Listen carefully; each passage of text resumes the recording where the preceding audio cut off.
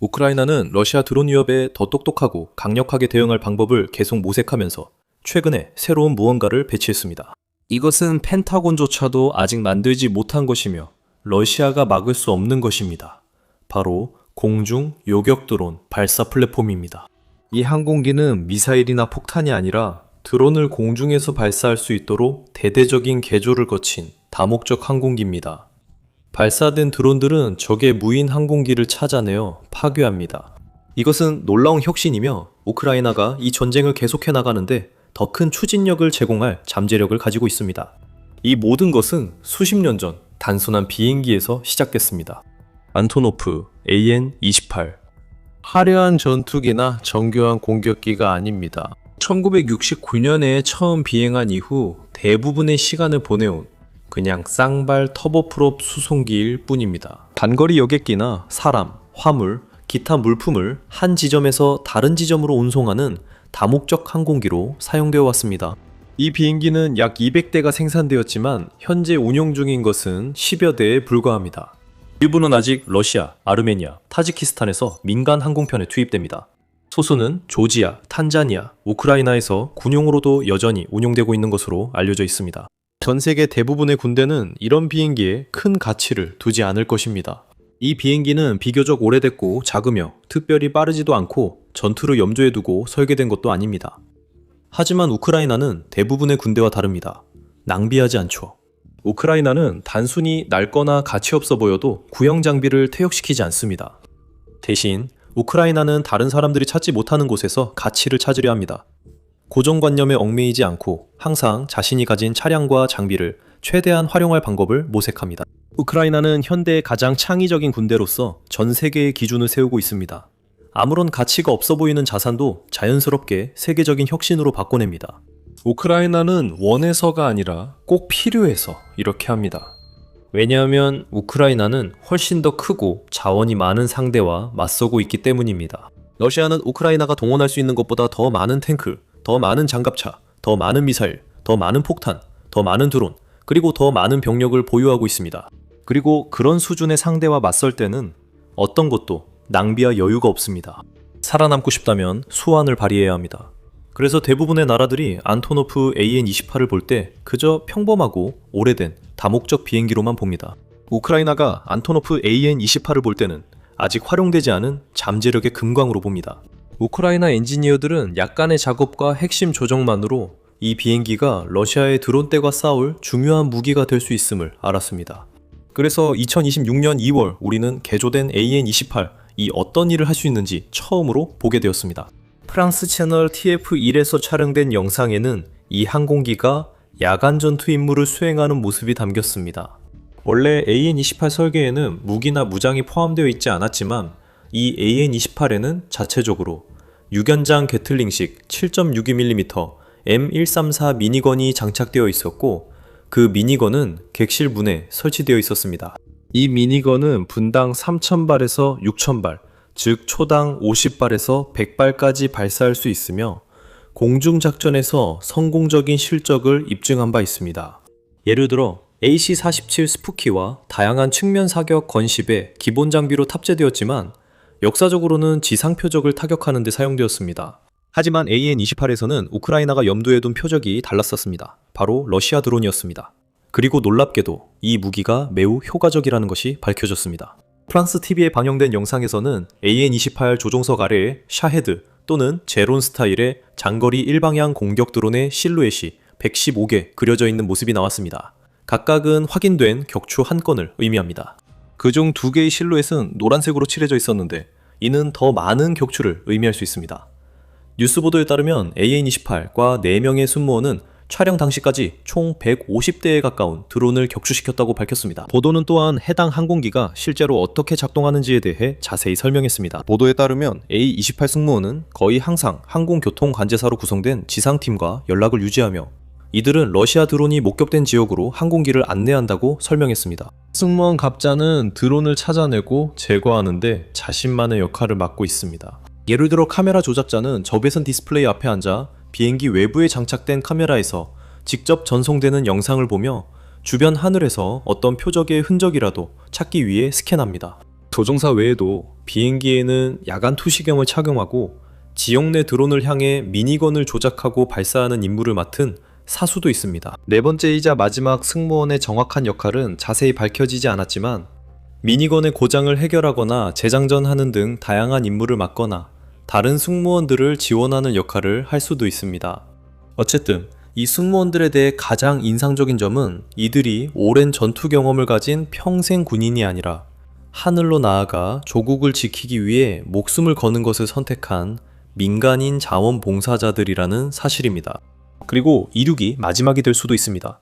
왜냐하면 AN-28은 전쟁용, 특히 21세기 전쟁을 위해 만들어진 비행기가 아니기 때문입니다. 극초음속 미사일과 카미카제 무인기가 이런 작은 비행기를 눈 깜짝할 사이에 격추시킬 수 있는 시대입니다. 러시아의 순항 미사일이나 드론 한 발만 제대로 맞아도 이 비행기는 곧장 추락할 수 있습니다. 그리고 러시아는 계속해서 위협의 수위를 높이고 있습니다. 예를 들어 2026년 초 몇 달 동안 크렘린군이 드론의 새로운 무기, 즉 휴대용 대공 미사일 시스템과 R-60 공대공 미사일을 장착하고 있다는 보도가 나왔습니다.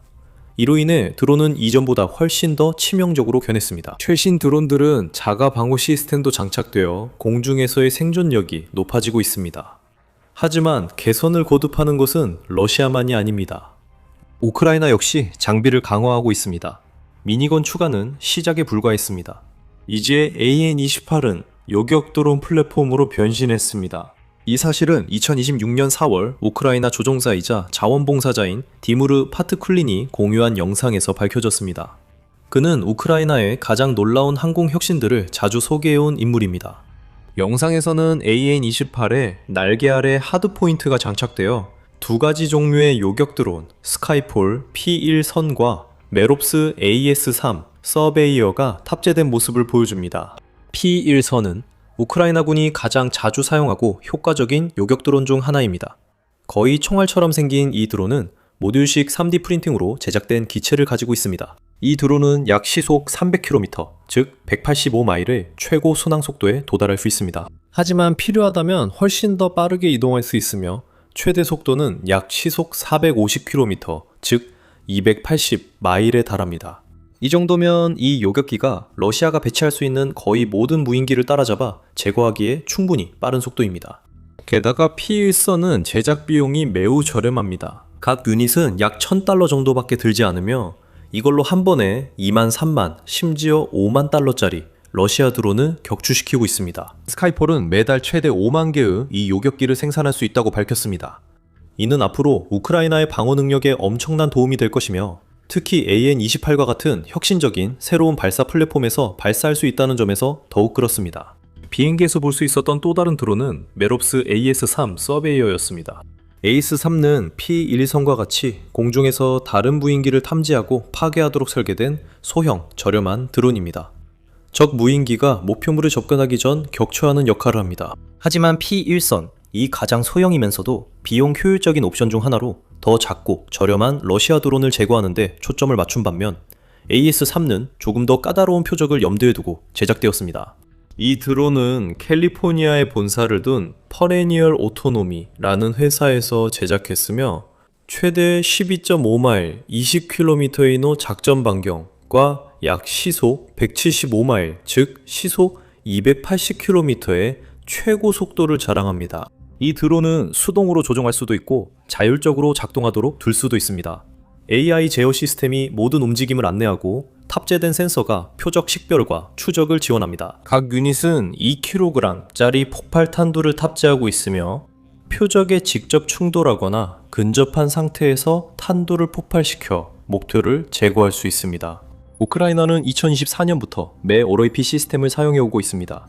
이 드론 일부는 이스턴 센트리 작전의 일환으로 폴란드, 루마니아 등 미국과 나토의 동맹국에 배치돼 동맹의 동부 측면 방어를 강화하는 데 쓰이고 있습니다. 미 육군에 따르면 각 AS3의 가격은 약 15,000달러이지만 생산이 확대되고 최적화된다면 3,000달러까지 낮출 수 있다고 합니다. 이렇게 되면 우크라이나가 A-28의 장기를 탑재하고 하늘로 올라가 러시아 드론을 하나씩 격추시키는 것이 훨씬 더 쉽고 저렴해지며 그 과정에서 막대한 비용을 소모하지 않아도 됩니다. 하지만 AN-28, 이 요격기를 어떻게 배치하는지 그리고 이것이 가져오는 독특한 이점에 대해 살펴보기 전에 이와 관련된 더 많은 내용이 있습니다.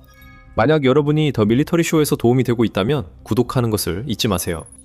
이제 2026년 4월에 촬영된 AN-28 영상에서는 요격기들이 실제로 작동하는 모습을 보여줍니다. 비행기 승무원이 적 드론을 확인하고 피일선 중 하나를 발사하는 장면을 볼 수 있습니다. 요격기는 목표물에 빠르게 돌진해 근접 폭발로 공중에서 격추시킵니다. 이 과정은 몇 초 만에 완료됩니다. 팻 쿨린이라는 이름의 조종사가 이 영상을 업로드했으며 캡션에서 항공기에서 발사된 P-1선 요격기가 실제 전투 상황에서 이미 효과가 입증되었다고 확인합니다. 그는 훈련 비행 중 다양한 요격 드론도 테스트했습니다.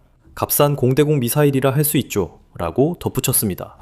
페쿨리는 또한 4월 기준으로 AN-28 이 미니건을 사용해 러시아 드론 220이 대를 격추시켰으며 이번 매우 중요한 개조 덕분에 앞으로 수백 대의 드론을 더 격추시킬 수 있게 되었다고 언급합니다. 왜냐하면 항공기에서 드론을 발사할 수 있다는 것은 우크라이나에게 여러 면에서 단순히 한 가지가 아니라 엄청난 이점이 되기 때문입니다.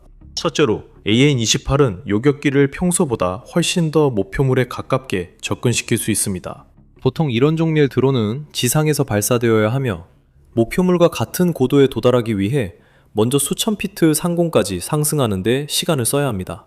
그리고 시속 수백 킬로미터로 움직이는 비교적 작은 무인기를 요격하려고 할 때는 시간이 매우 중요합니다. 매 순간이 소중하죠. 그래서 시간을 더 많이 절약할수록 요격기의 효율이 높아집니다. 그렇기 때문에 공중 발사가 중요한 것입니다. 지상에 있는 항공교통관제팀이 제공한 데이터를 이용해 AN-28 승무원은 러시아 드론이 목격된 지역으로 날아가서 가능한 한 가까운 거리에서 요격기를 발사할 수 있습니다. AN-28의 하드포인트에서 발사되면 이 드론들은 적 무인기와 충돌하기까지 공중에 단 몇 초만 머물면 될 수도 있습니다. 두 번째 큰 이점은 채공 시간입니다.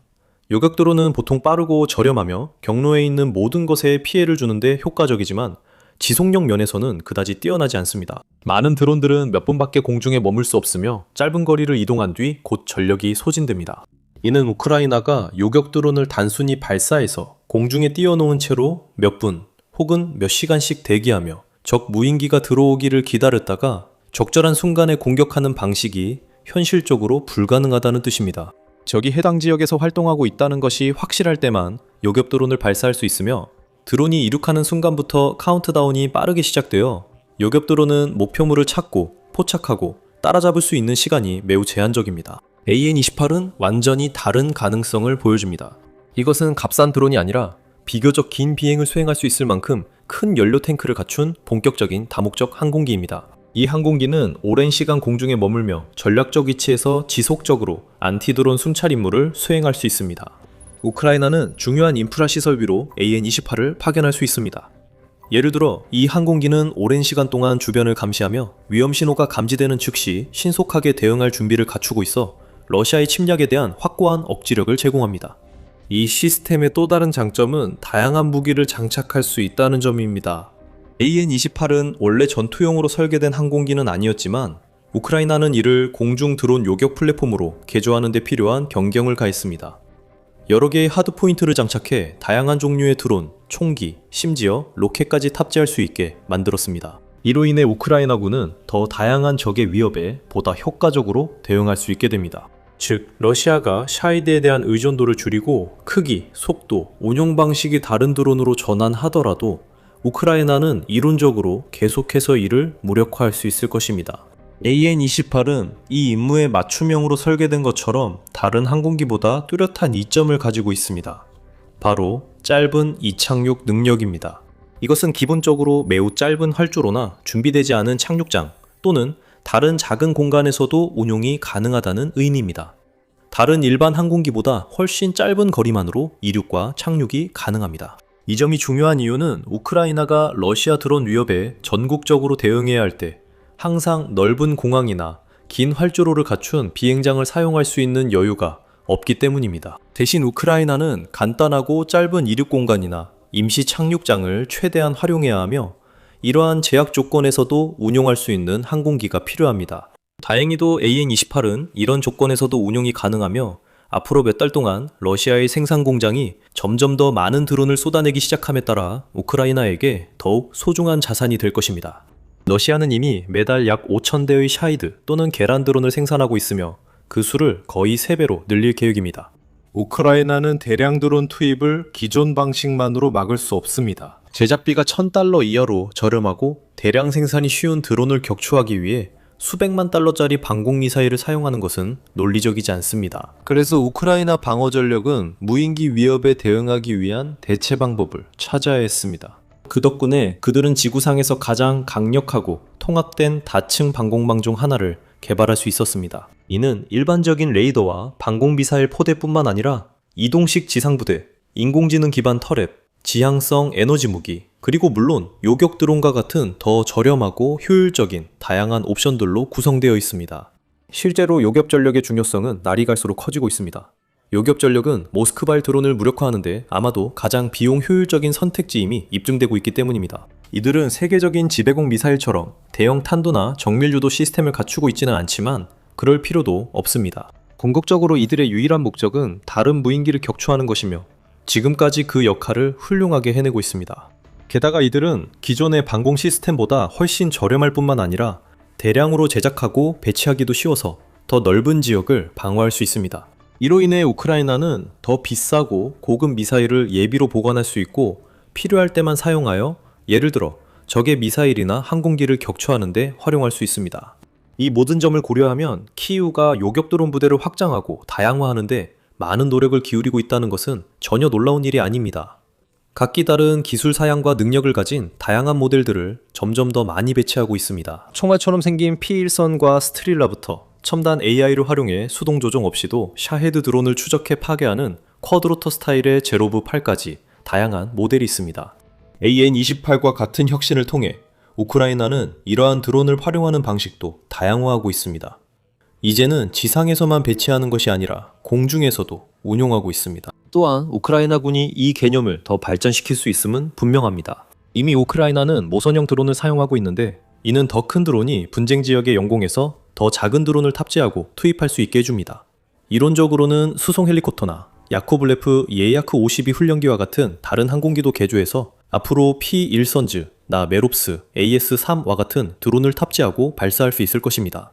경비행기와 헬리콥터가 이미 전체 러시아 드론의 최대 12%를 격추한 것으로 보고되고 있습니다. 이 항공기들이 미니 요격 드론 군집으로 업그레이드되면 수치는 더욱 상승할 것입니다. 우크라이나가 이 아이디어를 얼마나 추진할지는 지켜봐야 하지만 AN-28 이 효과를 증명합니다. 한때 낡고 평범하며 전혀 위협적이지 않았던 항공기가 이제는 파괴적인 드론 발사 플랫폼으로 변모했습니다. 이는 우크라이나의 하늘, 민간인, 그리고 인프라를 지키는 점점 더 복잡해지는 방공망에서 또 하나의 강력한 거점이 되었습니다. 다른 사람들이 못 보는 것을 보고 상상 못할 일을 해내며 놀랍고 영향력 있게 혁신하는 우크라이나의 비범함을 보여주는 또 다른 증거입니다. 이런 작은 차이가 상대보다 중요한 우위를 만들어냅니다. 최첨단 레이더가 하늘을 감시하고 고도로 정확하고 번개처럼 빠른 미사일이 대량으로 준비되어 적의 위협이 영공에 들어오는 즉시 요격할 수 있다고 믿었던 러시아는 자신들이 안전하다고 생각했습니다. 하지만 그것은 착각이었습니다. 수년간의 노력과 집중적인 노력 끝에 우크라이나는 크렘린의 방공망을 산산조각냈습니다. 우크라이나의 표적 공격은 드론과 미사일이 통과할 수 있는 틈과 통로를 만들어냈고 러시아의 자산과 기반 시설을 보호하던 방어막을 걷어냈습니다. 한때 철저히 보호받던 장소들이 이제는 취약하고 노출된 상태가 되었으며 우크라이나 무기에 의해 전국 곳곳의 시설들이 폭파되고 불타고 있습니다. 그리고 러시아의 방공망이 약해질수록 우크라이나의 공격은 더욱 치명적으로 변하고 이는 러시아 대통령 블라디미르 푸틴을 어쩌면 빠져나오지 못할 더 깊고 어두운 구렁텅이로 몰아넣고 있습니다. 이 단계에 이르기까지 오랜 시간이 걸렸습니다.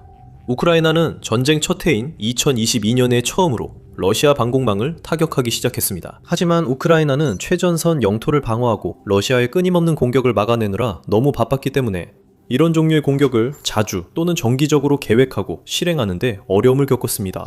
하지만 시간이 지나면서 전쟁 초기의 격렬함은 다소 가라앉기 시작했고 우크라이나는 점차 자리를 잡았습니다. 국내 방위 산업이 발전하면서 기업들은 점점 더 다양하고 강력한 드론과 미사일을 설계하고 개발하게 되었습니다. 키예프의 지휘관들이 끊임없이 적을 능가하고 허를 찌를 방법을 찾아내면서 전략도 함께 발전했습니다. 그렇게 시간이 흐르면서 수백만 달러에서 수십억 달러에 이르는 가치가 있는 레이더 시스템이나 미사일 발사대 같은 러시아 방공 자산에 대한 공격이 점점 더 많이 보고되기 시작했습니다. 초기에는 이러한 공격들이 중요하고 영향력이 있었지만 장기적으로는 그다지 큰 의미가 없었습니다. 러시아는 방공 시스템을 충분히 보유하고 있었고 손실되거나 파손된 시스템을 다른 장비로 쉽게 대체할 수 있었기 때문입니다. 하지만 시간이 지나고 손실이 누적되면서 러시아의 보급품은 점점 줄어들었고 지휘관들은 점점 더 어려운 문제들을 해결해야 했습니다. 광대한 영토 곳곳에 더 많은 사각지대와 방어 공백이 생기게 된 것입니다. 한편 우크라이나는 해가 갈수록 공격의 강도를 높여가며 점점 더 많은 공격을 감행했습니다. 예를 들어 2025년은 러시아 방공망을 손상시키고 파괴하는 데 있어 우크라이나에게 기록적인 해였습니다. 주로 장거리 드론에 의존하여 우크라이나군은 적의 자산에 약 40억 달러에 달하는 피해를 입힐 수 있었습니다. 물류 허브, 레이더 시설과 방공포대와 같은 것들을 완전히 제거했습니다. 최전선 지역과 점령지뿐만 아니라 전투가 벌어지는 지역에서 수백 마일 떨어진 러시아 깊숙한 지역에서도 말이죠. 2026년 초에 발표된 성명에서 우크라이나 보안국 SBU는 이러한 공격의 효과를 요약하며 이 작전들은 체계적인 영향을 미쳤다고 밝혔습니다. 이 공격들은 러시아의 다층 방공망의 통로를 열어주었고 우크라이나의 장거리 드론이 적진 깊숙이 안전하게 진입해 군사기지, 탄약고, 비행장, 그리고 기타 전략적 목표물을 타격할 수 있게 했습니다. 그리고 2025년 이 끝났을 때 우크라이나는 압박을 늦추지 않았습니다.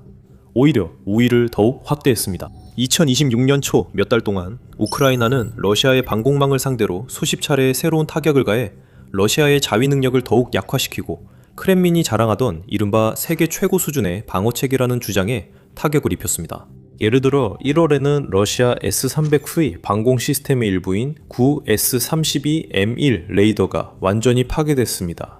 1월에는 우크라이나군이 러시아 아스트라한 지역의 카푸스티니아르 공립조낭 미사일 시험장에서 공격을 감행해 탄도미사일이 조립, 정비, 시험되던 시설에 피해가 발생한 것이 확인됐습니다. 3월에는 우크라이나가 러시아 S-400 트라이엄프 이동식 발사대와 부크 M3 방공 시스템과 같은 방공 자산에 대한 더욱 성공적인 타격을 자축했습니다. 이것들은 몇 가지 예시에 불과하며 기록에 따르면 우크라이나는 2026년 1분기에만 40건이 넘는 확인된 공격을 감행했습니다. 여기에는 레이더 시스템에 대한 25회의 공격과 발사 플랫폼에 대한 19회의 추가 공격이 포함되어 있습니다. 좀 더 정확히 말하자면 오픈소스 정보 분석가 클레망 몰랭의 자료에 따르면 이 기간 동안 우크라이나가 표적으로 삼아 파괴한 모든 발사 플랫폼의 전체 목록은 다음과 같습니다. 부크 M1, M2, M3 변형의 발사대와 수송 장전 차량을 포함한 부크 시스템 6대가 있습니다. 토르 M1과 M2 변형을 포함한 토르 시스템 5대, 그리고 극지방에서 작동할 수 있도록 매우 낮은 온도를 견디도록 특별히 설계된 희귀한 북극용 토르 M2 메거 DT도 포함되어 있습니다. 장거리 대포 및 미사일, 판치르 시스템 5대가 있으며 S1과 S2 변형이 모두 포함되어 있습니다. 이 시스템 중 하나는 100kg, 즉 220파운드의 대형 탄도를 장착한 우크라이나의 대형 FP-2 드론에 의해 파괴되었습니다. 그리고 우크라이나에 의해 파괴된 판체르 중 하나는 전투에서 한 번도 본 적이 없는 독특한 모델이었으며 벨라루스제 MGKT-7930 셰시에 장착되어 있었다는 점도 주목할 만합니다. OSA 시스템 2대도 파괴되었습니다. 이들은 각각 1000만 달러가 넘지만 우크라이나의 저렴한 드론에 완전히 파괴되었습니다. 이는 키이우 드론의 비용 효율성을 다시 한번 보여줍니다. 앞서 언급한 모든 표적들 외에도 우크라이나는 러시아의 S-300 시스템 최소 1대, 여러 대의 S-400 발사대, 바스티온 미사일 발사대와 같은 해안 시스템, 그리고 퉁구스카와 스트렐라 10 같은 러시아의 단거리 시스템들도 격파하는 데 성공했습니다. 각 시스템만 보면 중요하지 않을 수도 있습니다. 예를 들어 러시아 지휘관들은 발사 플랫폼을 일부 잃어도 크게 동요하지 않을 것입니다. 하지만 수십 대가 이렇게 정기적으로 표적이 되어 파괴된다면 이는 심각한 문제가 됩니다. 크렘린이 그냥 무시할 수 없는 문제죠. 방공 전문가 토마스 나기가 지적한 대로입니다. 전술적 성공을 충분히 많이 쌓으면 그것만으로도 이미 작전 수준에서 매우 중요한 의미를 갖게 됩니다. 그리고 그것은 발사 플랫폼에 불과합니다. 올린과 다른 오픈소스 정보 분석가들도 2026년 초 몇 달 동안 25개의 서로 다른 레이더 시스템이 파괴된 증거를 발견했습니다. 여기에는 S400 방공 시스템의 눈 역할을 하는 92N6A와 92N6E 추적 레이더가 포함되어 있습니다. 희귀한 9S15 인비루와 9S32M1 레이더도 모두 S300V 시스템에 사용되는데 이들 역시 파괴되었습니다. 그리고 S350 비테즈 시스템의 50N6E 다기능 레이더와 같은 레이더들도 마찬가지로 파괴되었습니다. 러시아는 또한 내보 레이더 계열의 여러 고가 장비들도 이렇습니다. 예를 들어 55 챗 H6U 내보U와 1L119 내보 SVU 가치는 1억 달러에 달함.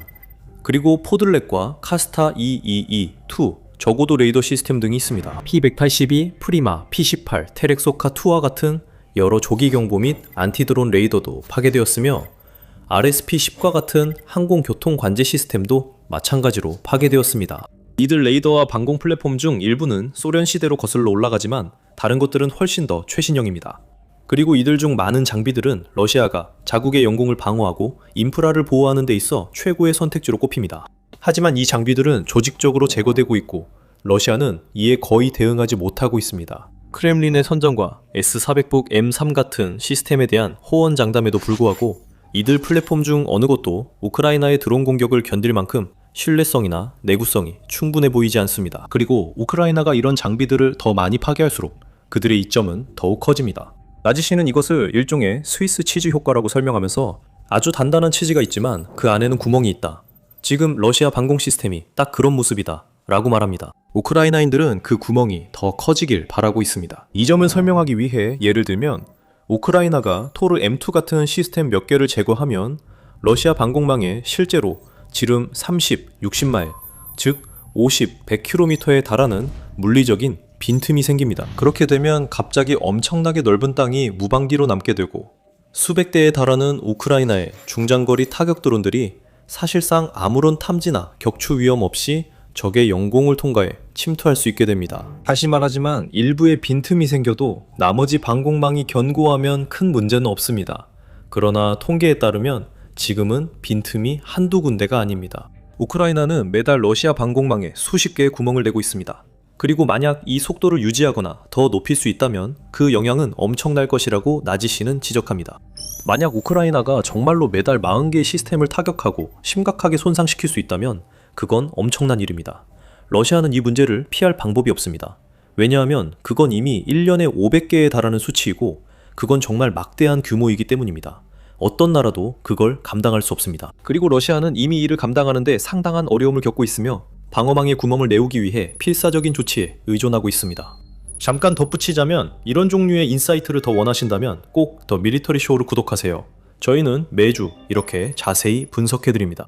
이제 전쟁 초기에 러시아가 방공 시스템을 잃었을 때는 큰 문제가 아니었습니다. 예비로 보유한 시스템이 충분히 많아서 손상된 것을 대체할 수 있었기 때문이죠. 요즘은 상황이 완전히 다릅니다. 사용할 수 있는 자산이 점점 줄어들면서 크렘린은 더 이상 원하는 모든 지역을 방어할 수 없게 되었습니다. 대신 가장 중요한 지역에 우선순위를 두고 방어 자산을 재배치할 때 일부 지역을 희생해야만 합니다. 이 나라는 우크라이나의 공격으로 인해 매우 심한 압박을 받고 있습니다. 러시아가 핀란드, 즉 나토 국가와의 국경에서 여러 대의 카스토르 222 저고도 레이더 시스템을 철수시켜 우크라이나 전선에 더 가까운 지역에 빈틈을 메우고 있다는 보도가 있었습니다. 러시아 당국자들조차도 이제는 자국의 방공망이 더 이상 국가 전체를 보호하기에 충분하지 않다는 사실을 인정할 수밖에 없었습니다. 국가 두마 의원 안드레이 구릴요프가 그렇게 밝혔습니다. 러시아는 상시적인 방어망을 운영할 수 없으며 대신 제한된 자원을 가장 큰 도시들과 가장 중요한 핵심 인프라를 보호하는 데 할당해야 한다고 했습니다. 일부 지역이 완전히 노출됐으며 우크라이나는 이를 최대한 활용할 준비가 돼 있다는 뜻입니다. 우크라이나는 프랑스에서 도입되는 4세대 플러스급 미라주 2005 전투기와 같은 항공전력의 대대적인 업그레이드를 준비하고 있습니다. 최첨단 항공 전자기술이 탑재된 이 전투기들은 러시아의 순항미사일과 샤헤드 공격 드론을 요격하는데 98%의 성공률을 자랑합니다. 이 전투기들은 탑재된 AASM 해머 유도 폭탄이나 스톰 섀도우 미사일의 도움으로 적의 자산에 막대한 피해를 입힐 수도 있습니다. 우크라이나 공군은 곧 스웨덴의 JAS-39 그리펜 초음속 다목적 전투기도 도입할 것으로 예상됩니다. 그리펜은 매우 유연한 전투기로 짧은 활주로에서도 이륙할 수 있으며 출격 사이에 단 15분 만에 재급유와 재무장이 가능해 최소한의 대기 시간만으로 다시 출격해 연속 작전을 수행할 수 있습니다. 공격 능력 면에서 그리펜은 최대 사거리 125마일, 즉 200km에 달하는 미티어 미사일을 탑재할 수 있습니다. 이 미사일은 러시아의 전투기를 전선에서 밀어내고 앞으로 우크라이나의 심층 타격을 위한 더 많은 통로를 여는데 매우 도움이 될 것입니다. 우크라이나가 오늘 러시아 방공망에 더 큰 피해를 줄수록 이런 전투기는 내일 더 큰 영향을 미칩니다. 하지만 우크라이나는 기다리지 않습니다. 우크라이나는 이미 자신들이 보유한 무기를 사용해 적의 방공망의 약점을 파고들고 그 과정에서 심각한 피해를 입히고 있습니다. 2026년 1분기 내내 수많은 러시아 군수공장, 기지, 탄약 저장고에 대한 치명적인 종심 타격이 있었다는 확인된 보고가 있었습니다. 예를 들어 1월에는 우크라이나가 우크라이나 국경에서 550마일, 즉 900km 이상 떨어진 코스트로마 지역에 위치한 러시아 최대 규모의 탄약고 중 하나를 타격했습니다. 그곳 네아나얼에서 멀지 않은 곳에서 우크라이나 드론이 100번째 그라우 탄약고를 정밀 타격했으며 위성 사진에는 그 후 몇 시간과 며칠 동안 수많은 화재와 폭발 흔적이 포착되었습니다. 이 시설은 최대 15만 톤의 탄약을 저장할 수 있으며 이번 공격으로 수천 톤의 탄약이 파괴된 것으로 보입니다. 2월에 우크라이나는 다시 한번 공격을 감행했으며 이번에는 보트킨스크 공장을 표적으로 삼았습니다. 우크라이나는 800마일, 즉 1300km에 달하는 명확한 비행 경로를 최대한 활용해 장거리 플라밍고 미사일로 이 탄도미사일 공장을 타격했습니다. 이 공장은 크렘린이 보유한 가장 빠르고 강력한 무기들, 예를 들어 신형 극초음속 오레시니크 미사일과 RSM-56, 블라바 잠수함 발사 미사일 등을 생산하는 곳입니다. 3월에 러시아는 다시 한번 우크라이나의 화력을 온전히 체감했습니다. 이번에는 러시아 브랑스크 지역에 위치한 크렘리엘 마이크로전자 공장이 표적이었습니다. 스톰섀도 미사일 7발 이 공장을 타격했습니다. 이곳은 이스칸다르 미사일과 일부 S-400 방공 시스템에 필요한 칩을 생산하는 가장 크고 중요한 시설 중 하나입니다. 그래서 이번 공격은 한 번에 러시아의 공격 및 방어 능력에 심각한 타격을 입히는 데 성공했습니다. 다시 말하지만 이는 몇 가지 예일 뿐입니다. 우크라이나는 또한 러시아 영토 내에서 석유 항구, 정유소, 송유관, 물류 허브 등 다양한 목표를 겨냥한 수많은 추가 공격을 수행했습니다. 이 모든 공격들이 누적되고 있으며 우크라이나가 이렇게 적극적으로 러시아의 방어력을 계속 약화시키고 있다는 사실이 특히 중요합니다. 우크라이나가 비축물을 파괴하거나 미사일 생산 공장을 폐쇄하도록 만들 때마다 크렘린의 방어 능력을 최소화하는 것입니다. 한편 레이더와 발사 플랫폼이 파괴되면 더 많은 틈과 통로, 그리고 드론, 플라밍고 미사일, 기타 파괴적인 공중 무기들이 통과할 수 있는 길이 열리게 됩니다. 이로 인해 러시아는 점점 더 궁지에 몰리게 되고 빠져나갈 방법이 없어집니다. 동시에 러시아의 방공망이 완전히 파괴되었다고 말하는 것은 잘못된 일입니다. 여기는 러시아입니다. 세계 최대 국가이자 가장 큰 군대 중 하나를 가진 나라죠. 이 나라는 수천 대의 전차, 수만 대의 장갑차, 그리고 엄청난 수의 레이더와 방공 시스템을 가지고 이 전쟁에 뛰어들었습니다. 러시아는 아직 모든 방어 수단을 잃지 않았습니다. 실제로 왕립합동군사연구소 RUSI, EUSIESA, RUSI 보고서에 따르면 러시아의 거대한 조직 구조와 많은 하위 기관들 덕분에 러시아는 여전히 촘촘하고 비교적 정교한 방공 및 미사일 방어망을 보유하고 있다고 확인했습니다. 러시아는 여전히 새로운 시스템과 탄약을 계속 생산하는 공장들을 보유하고 있으며 우크라이나의 많은 성공 사례에도 불구하고 러시아의 방공 시스템이 적의 드론과 미사일을 목표에 도달하기 전에 격추시키는 경우도 있습니다. 하지만 우크라이나도 적응 중입니다.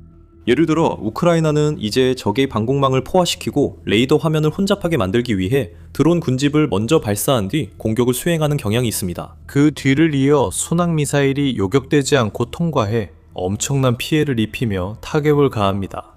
그리고 우크라이나는 매우 효율적인 드론 생산 산업을 발전시켰기 때문에 막대한 비용을 들이지 않고도 필요한 무인항공기를 대량으로 생산할 수 있습니다. 게다가 러시아의 방공망이 아직 어느 정도 남아있긴 하지만 우크라이나의 공격뿐만 아니라 제재로 인해 확실히 약해지고 있습니다. 같은 루시 보고서에 따르면 러시아는 S-500 시스템에 사용되는 전자주사식 배열 레이더 같은 가장 중요한 방공 장비를 만드는데 미국의 로저스 코퍼레이션이라는 회사의 인쇄회로 기판과 같은 서방 부품에 크게 의존하고 있다고 합니다. 러시아 엔지니어들은 방어 시스템 개발과 시뮬레이션에 얼티온 디자이너, 엔시스 같은 서방 프로그램도 사용합니다. 서방 세계가 러시아에 부과한 제재로 인해 모스크바가 이러한 부품을 확보하고 소프트웨어에 접근하는 것이 더 어려워지고 있습니다. 시간이 지날수록 이 문제는 더 어려워질 것입니다. 그리고 결국 러시아 방산업체들이 예전처럼 제대로 기능하지 못하는 지경에 이를 수도 있습니다. 생산량이 급감하고 미사일, 레이더, 방어 플랫폼의 생산도 크게 줄어들 수 있습니다. 한편 우크라이나는 자신의 이점을 최대한 활용할 의지와 능력, 그리고 열의를 모두 갖추고 있는 것으로 보입니다. 러시아에게 단 한순간의 휴식도 허락하지 않고 있습니다. 그들은 계속해서 탄을 키우고 있습니다.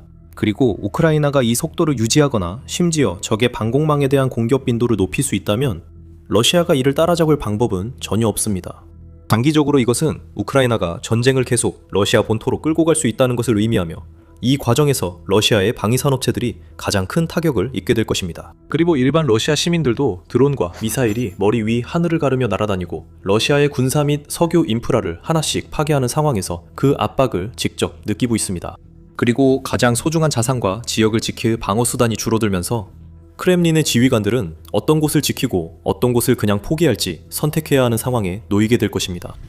러시아는 이 전쟁에서 단순히 이길 것이라고만 생각된 것이 아니었습니다. 승리는 필연적이라고 여겨졌죠. 더 많은 병력, 더 강한 화력, 모든 면에서 더 우위에 있다고 믿었습니다. 지금도 모스크바는 우크라이나가 무너질 것이라는 같은 이야기를 반복하지만 이는 신화일 뿐이며 우크라이나가 이를 깨고 있습니다. 러시아의 우크라이나 전쟁이 5년째 이어지며 끝이 보이지 않는 가운데 크렘린 관료들은 승리가 곧 올 것이라 믿고 필사적으로 매달리고 있습니다. 그들은 그 생각을 계속 믿고 그 이야기를 계속 밀어붙이면 결국 현실이 될 것이라고 생각합니다. 푸틴은 어떤 대가를 치르더라도 싸움을 계속하겠다고 다짐했으며 러시아 지도자는 돈바스 지역을 점령하고 오래전에 이른바 특별 군사 작전을 위해 세웠던 초기 목표를 달성하겠다는 의지를 굳게 지키고 있습니다. 전쟁 초기에는 그런 주장들이 전혀 비현실적으로 들리지 않았습니다. 왜냐하면 러시아가 거의 모든 이점을 가지고 있었기 때문입니다. 러시아는 더 큰 군대, 더 강한 경제, 힘, 탄약, 보급품을 모두 가지고 있었습니다. 그리고 전쟁은 예측할 수 없지만 한쪽과 다른 쪽 사이에 이렇게 큰 격차가 있을 때는 소규모 병력이 상대의 맹공을 버텨내는 것이 항상 어려울 수밖에 없습니다. 시간이 지날수록 우크라이나의 방어선이 점점 약화되고 러시아가 조금씩 필요한 영토를 차지하게 될 것이라는 것이 논리적이고 거의 확실해 보였습니다. 그리고 그것이 바로 실제로 일어나고 있는 일처럼 보였습니다. 물론 우크라이나는 누구보다, 특히 러시아가 예상했던 것보다 훨씬 더 만만치 않은 상대임을 증명했지만 점점 약화되고 있었습니다. 우크라이나가 방어진지를 구축하거나 드론, 미사일로 반격했지만 여전히 영토를 잃었고 러시아는 느리지만 계속 진전을 이루고 있었습니다. 그리고 크렘린이 매달 수만 명의 병력을 잃기 시작했을 때조차도 어떻게든 그만큼 아니면 그보다 더 많은 병력을 충원할 방법을 찾아냈습니다. 한동안 이 전쟁은 우크라이나가 이길 수 없을 것 같았습니다. 우크라이나군은 전쟁을 오래 끌면서 러시아의 가장 큰 타격이 되는 곳을 타격하고 가장 중요한 지역을 사수하며 도네츠크 지역의 포크로스크 같은 주요 도시와 마을의 함락을 지연시키는데 엄청난 역할을 했습니다. 서방의 제재도 효과를 내고 있었습니다. 러시아는 고립되고 약화되고 있었죠. 러시아 경제는 무너지기 시작했고 손실은 날이 갈수록 늘어나고 있었습니다. 그럼에도 러시아 전쟁 기계는 계속 움직였습니다. 러시아군은 여러 곳에서 조금씩 영토와 거점을 차지해 나갔습니다. 그리 많지는 않았지만 이런 것들이 모두 합쳐졌습니다. 그리고 러시아는 감옥에 있는 죄수들까지 끌어내어 전선에 보내면서 사실상 무한에 가까운 병력을 보충할 수 있는 것처럼 보였지만 우크라이나의 병력 수는 그만큼 많지 않았습니다. 결국 러시아의 승리가 불가피해 보인다는 전망이 계속 가장 유력한 결과로 여겨졌습니다. 하지만 2025년에 무언가 변화가 일어나기 시작했고 그 변화는 2026년까지 이어졌습니다. 그리고 이제 러시아의 승리가 점점 불가능해 보이고 오히려 그 반대가 되고 있습니다. 굴욕적인 크렘린의 패배가 실제로 더 현실적인 가능성으로 다가오고 있습니다. 그 이유를 4가지 핵심으로 나눠 설명하겠습니다. 첫째, 영토에 대해 이야기해보죠. 이것은 오랫동안 양측 모두 전쟁의 흐름과 어느 쪽이 우위인지 파악하는 가장 효과적인 방법으로 여겨졌습니다. 초기 단계에 러시아는 광대한 영토를 점령했습니다. 러시아군은 우크라이나 영토를 휩쓸며 상당히 넓은 지역을 점령했고 수도 키예프까지 접근했습니다. 그러나 우크라이나가 반격을 시작하면서 적군을 몰아냈습니다. 그 이후로 주요 지역에서 치열한 공방전이 이어졌습니다. 하지만 러시아는 대체로 시간이 지날수록 추가 영토를 계속해서 점령해왔습니다. 하지만 2025년에는 이미 매우 느렸던 러시아의 진격이 정말로 멈춰버릴 정도로 더뎌졌습니다. 러시아는 큰 돌파구를 마련하지 못했고 주요 도시나 마을도 거의 점령하지 못했으며 그나마 얻은 성과도 막대한 대가를 치러야 했습니다. 우크라이나는 놀라울 정도로 잘 버텼습니다. 우크라이나는 러시아 돌격대를 특정 위치로 유인한 뒤 드론과 포병으로 집중 공격하는 유인 소모 전술을 사용해 영토 손실을 최소화하는 동시에 자국의 피해도 최소화했습니다. 이 덕분에 2025년 한 해 동안 러시아가 점령한 우크라이나 영토는 1%도 되지 않았습니다. 2026년 초 러시아의 진격 성과는 오히려 더 악화됐습니다. 전쟁이 시작된 이후로 전쟁 상황을 추적해온 가장 신뢰받는 연구기관 중 하나인 전쟁연구소 자료에 따르면 2026년 초 여러 시점에서 러시아는 매달 200평방마일이 넘는 영토를 점령하고 있었습니다. 하지만 2026년 2월에는 러시아가 점령한 영토가 겨우 50평방마일에 불과했습니다. 그뿐만 아니라 같은 달에 몇 년 만에 처음으로 우크라이나가 잃은 영토보다 더 많은 영토를 되찾는 데 성공했습니다. 우크라이나가 앞으로도 이런 성과를 계속 낸다면 전쟁이 단순히 교착 상태로 길어지진 않을 것입니다. 우크라이나는 러시아군을 자국 영토에서 적극적으로 몰아내며 블라디미르 푸틴의 전쟁 기계를 원점으로 되돌리고 수년간의 노력을 무산시키며 그 과정에서 크렘린의 수십만 명에 달하는 사상자를 무의미하게 만들 것입니다.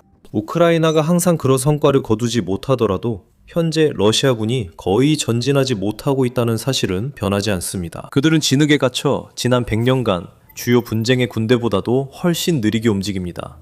제1차 세계대전도 예외가 아닙니다.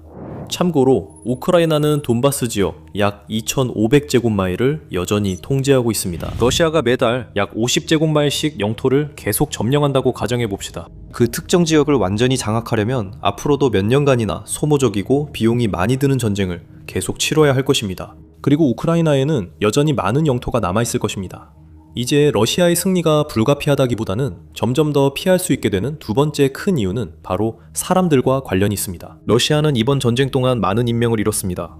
추정치는 다르지만 많은 자료에 따르면 이 시점에서 러시아의 사상자는 100만 명이 훨씬 넘는 것으로 보입니다. 이는 적절한 훈련이나 장비, 심지어 보호용 방탄복도 없이 수많은 병사들을 전선의 고기 분쇄기에 내던지는 나라의 거의 자살에 가까운 전술 덕분이기도 합니다.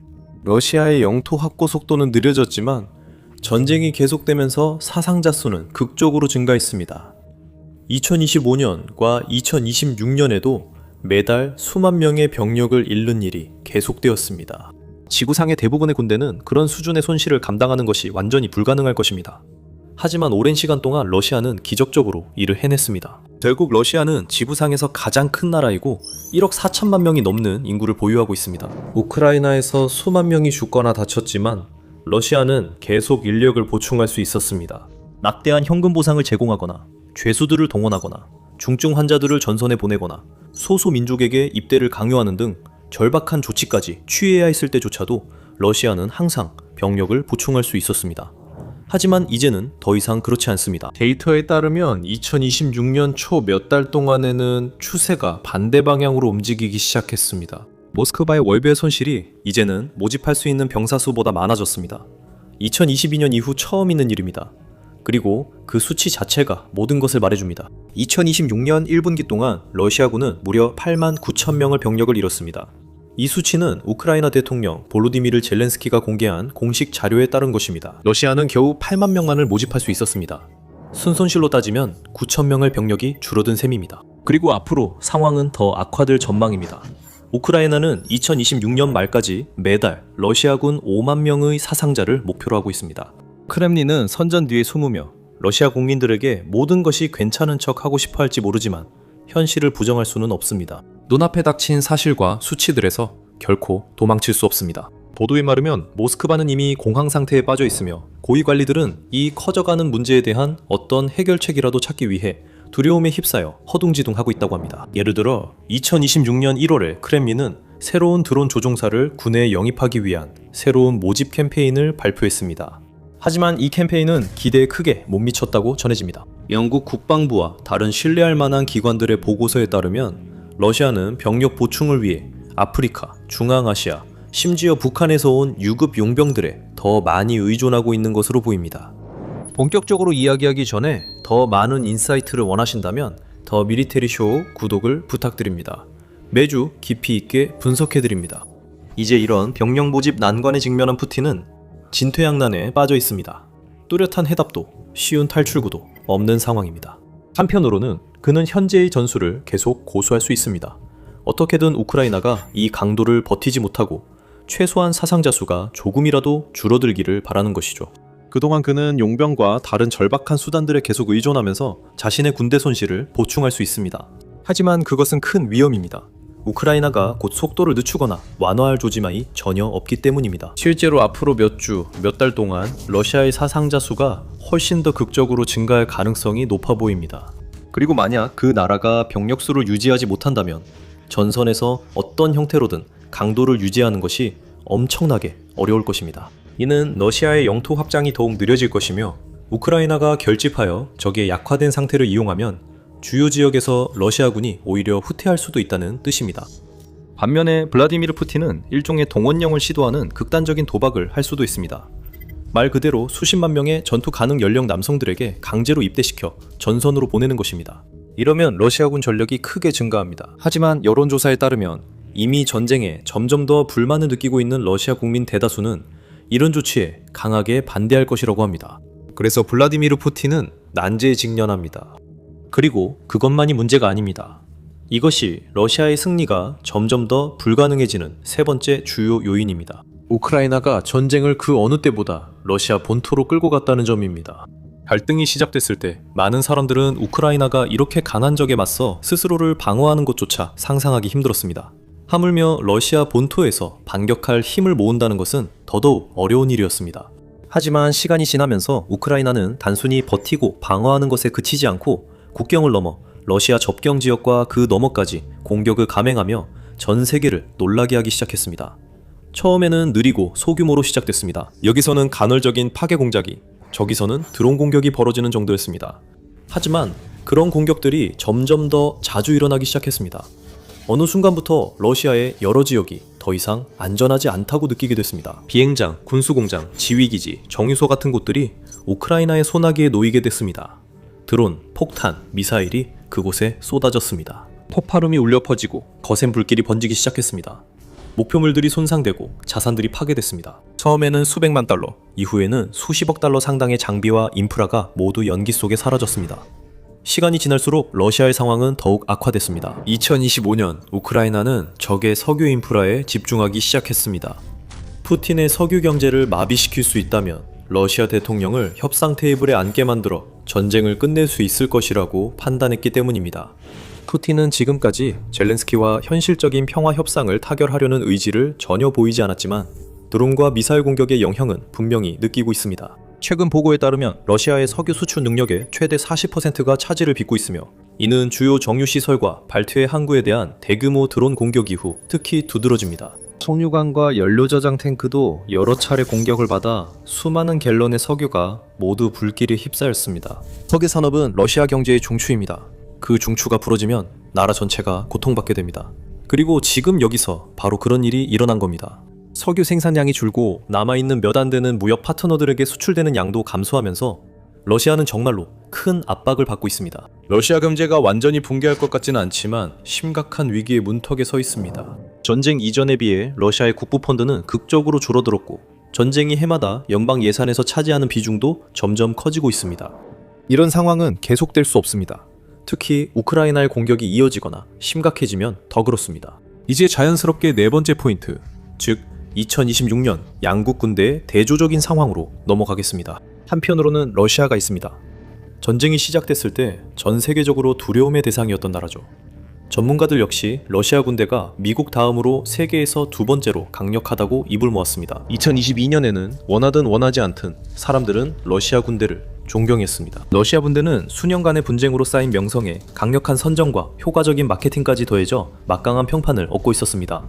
많은 사람들은 러시아가 지구상에서 가장 강력한 전차, 가장 강한 장갑차, 최고의 전투기, 그리고 가장 강력한 방공망을 보유하고 있다고 믿었습니다. 그것이 바로 2022년 초기에 러시아가 우크라이나를 쉽게 제압하고 몇 주 만에 전쟁에서 승리할 것이라는 믿음이 널리 퍼졌던 이유 중 하나였습니다. 한편 우크라이나는 세계 무대에서 군사적으로 약소국이었습니다. 세계 최고 수준의 전차도 최첨단 방공망도 내세울 만한 우수한 기술도 없었습니다.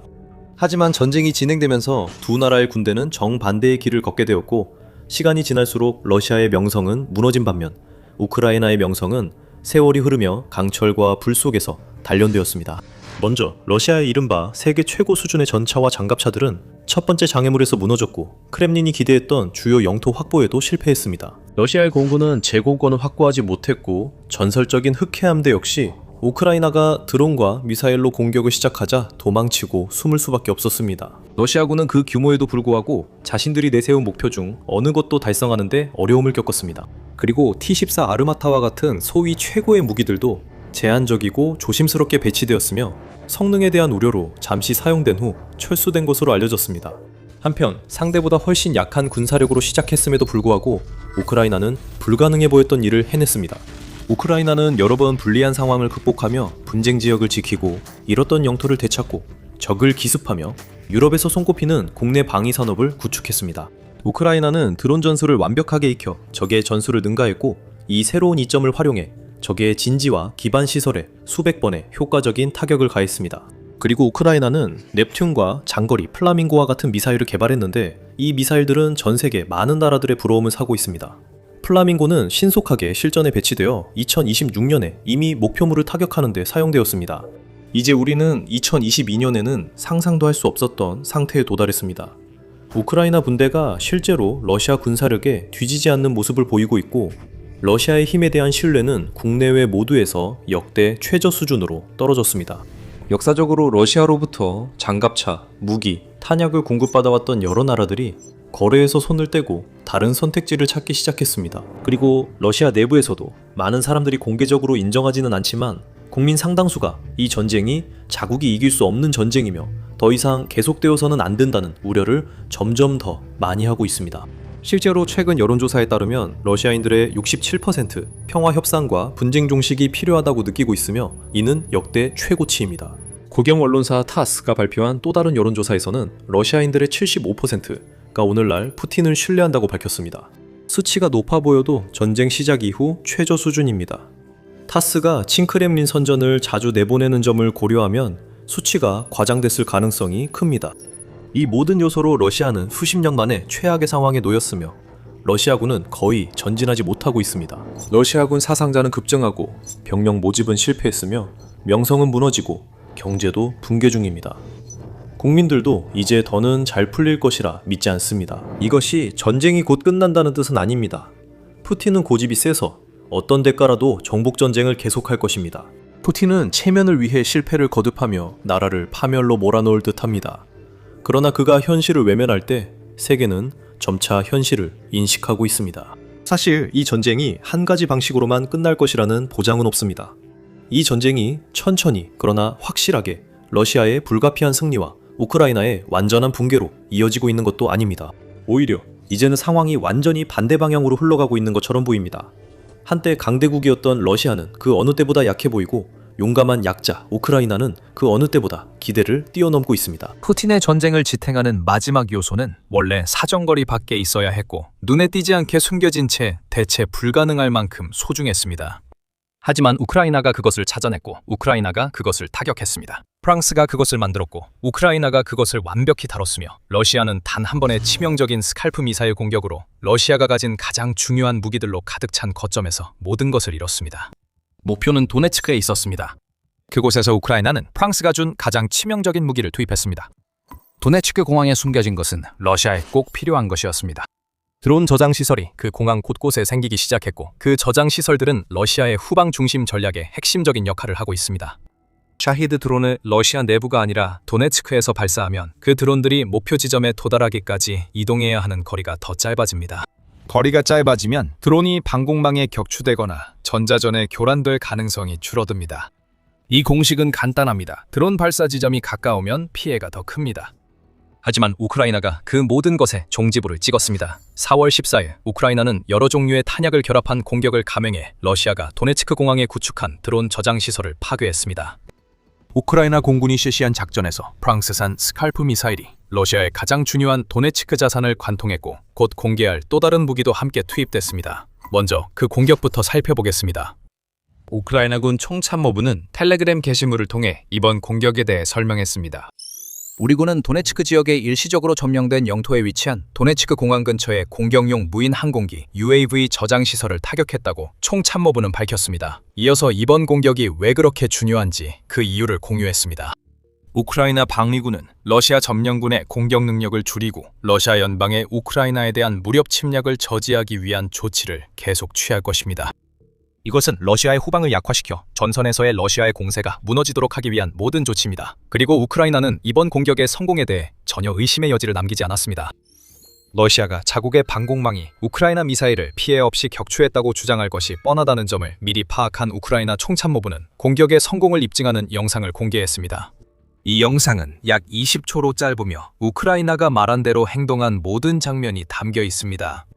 두 개의 목표물이 원으로 표시되어 있는데 이는 아마도 상공을 비행하는 정찰 드론이 촬영한 것으로 보입니다. 그리고 거대한 폭발이 일어납니다. 첫 번째 목표물이 쓰러진 뒤 곧이어 또 다른 폭발로 두 번째 목표물도 제거됩니다. 나중에 우리는 폭발 이후의 모습을 보게 됩니다.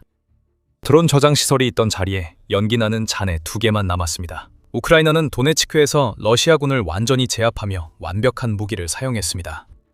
프랑스산 스칼프 미사일은 영국제 스톰 섀도우와 동일하며 2023년부터 우크라이나에 배치됐습니다. 우크라이나는 개조 Su-24M에서 이 미사일을 발사할 수 있습니다. 우크라이나는 이 미사일로 러시아 군함, 물류 거점, 비행장, 드론 저장 시설 등 다양한 군사 자산을 공격해왔습니다. 공중, 선박, 잠수함에서 발사할 수 있는 스칼프 미사일은 버전에 따라 140km에서 550km, 즉 87마일에서 341.7마일까지입니다. 이 미사일들은 모두 400kg, 즉 거의 882파운드에 달하는 고폭 관통탄두를 탑재하고 있어 러시아가 우크라이나를 약화시키기 위해 필요한 무기가 들어있는 견고한 시설을 공격하는 데 완벽합니다. 이 강력한 단거리 순항 미사일은 우크라이나가 수년간 그 효과를 입증해왔습니다. 다른 나라들은 푸틴의 우크라이나 침공 전부터 이미 알고 있었습니다. 프랑스, 영국뿐 아니라 이탈리아, 그리스, 사우디아라비아, 아랍에미레이트도 스칼프 또는 스톰 섀도우 미사일을 무기고에 도입했습니다. 마지막 두 나라는 전쟁이 계속되면 중요한 역할을 할 수 있습니다. 에픽 퓨리 작전으로 인해 이란이 사우디아라비아와 아랍에미레이트를 공격하게 되었고 두 나라는 우크라이나와 10년에 걸친 방위 협정을 체결했습니다. 벌프 국가들은 우크라이나의 드론과 샤헤드 드론 대응 전문 지식이 필요합니다. 현재 우크라이나는 드론 전문 지식과 맞바꾸어 요격 미사일, 재정 지원, 연료 공급을 받고 있습니다. 앞으로 아랍에미리트와 사우디아라비아가 방위 협정으로 스칼프나 스톰 섀도우 미사일을 우크라이나에 보낼까요? 시간만이 답을 줄 것입니다. 하지만 우크라이나가 러시아와의 싸움을 계속하면서 장기전을 준비하고 있다는 것은 분명합니다. 도네츠크 공격으로 돌아가겠습니다. 우크라이나 스칼프 미사일이 주목받았지만 4월 14일엔 다른 무기도 사용됐습니다. GBU-39 항공 유도 폭탄, 또 러시아의 드론 저장 시설을 겨냥해 투하되었습니다. 이것은 우크라이나의 이중 타격이었고 곧 알게 되겠지만 한 가지 이상의 의미를 가지고 있습니다. 프랑스와 미국은 우크라이나가 서방에서 제공받은 장비를 최대한 활용하고 있음을 보여주는 공격에서 힘을 합쳤으며 GBU-39는 이미 스칼프 미사일에 의해 관통된 시설을 마무리 짓기에 완벽한 무기입니다. 소구경 폭탄으로도 알려진 GBU-39는 113kg, 즉 250파운드의 전천후 유도 탄약으로 GPS와 관성 항법 장치 이용해 목표물로 향합니다. 정확하고 소형인 GBU-39는 한 항공기에 여러 발 탑재 가능해 매우 영리한 무기입니다. 이 시스템은 4발의 폭탄을 장착할 수 있는 스마트 캐리지를 사용하여 우크라이나가 최대 40헬이 떨어진 목표물에 여러 발의 폭발력을 투사할 수 있게 해줍니다. 게다가 가격도 저렴합니다. GBU-39는 한 발에 4만 달러로 더 비싼 무기 사용 후 이어서 쓰기 좋은 무기입니다. 도네츠크에서 본 사례도 이에 해당할 수 있습니다. 스칼프 미사일이 러시아가 샤이드 드론을 위해 구축한 방어망을 무너뜨렸고 GBU-39가 임무 완수를 위해 발사됐습니다. 우크라이나는 이번 공격 타이밍을 완벽히 맞췄습니다. 앞서 우크라이나 총참모부는 이번 공격 목적이 러시아 공격 능력 약화라고 언급했습니다. 러시아의 봄 공세가 여름, 가을까지 이어질 것이기에 우크라이나에 지금 필요한 것입니다. 그 공세에는 여러 가지 목표가 있는데 그중 가장 중요한 것은 도네츠크 요새벨트, 즉 러시아가 도네츠크를 점령하려면 반드시 차지해야 하는 도시들을 점령하는 것입니다. 또한 푸틴이 이른바 특별 군사작전을 시작한 이후 줄곧 탐내온 돈바스 지역을 최종적으로 장악하는 것입니다. 이 요새벨트는 러시아의 쉬운 목표가 아닙니다. H20 콘스탄티니우카 슬로벤스크 고속도로를 따라 남북으로 뻗어 있는 이 요새벨트는 약 50km, 즉 31마일에 달하는 방어선입니다.